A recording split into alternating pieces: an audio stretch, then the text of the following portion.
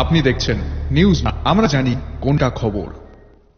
विपक्ष के नेता जितेंद्र चौधरी ने शुक्रवार आईजीएम हॉस्पिटल में मृत 9वीं कक्षा की छात्र पापिया सरकार के परिवार से मिलकर उनके प्रति संवेदना व्यक्त की। मृतक के परिवार ने आरोप लगाया कि ड्यूटी पर मौजूद डॉक्टर महत्वपूर्ण समय पर अपने फोन पर व्यस्त थे।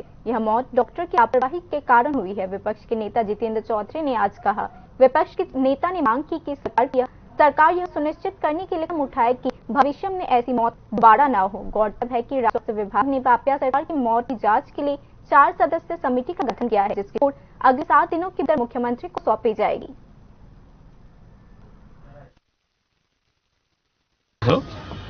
হাসপাতালে দীর্ঘক্ষণ ধরে এই মেয়ের চিকিৎসার জন্য কোনো ব্যবস্থা গ্রহণই করেননি তখনকার কর্তব্যরত চিকিৎসকরা, যে কারণে অবহেলার কারণে অকালে এই যে ফুটফুটে মেয়েটার জীবন হয়েছে।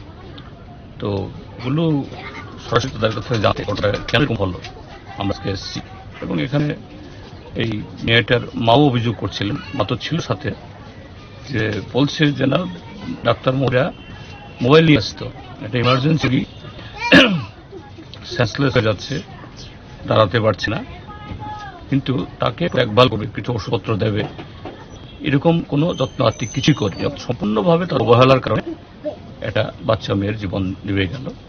এবং মার আত্মি যে এরকম যাতে আর কখনো না, ডিউটি ডাক্তাররা যাতে তাদের ডিউটির সময়তে অবহেলা না করেন, অযথা মোবাইলে কথা বলে বা অন্য কিছু করে সময় নষ্ট না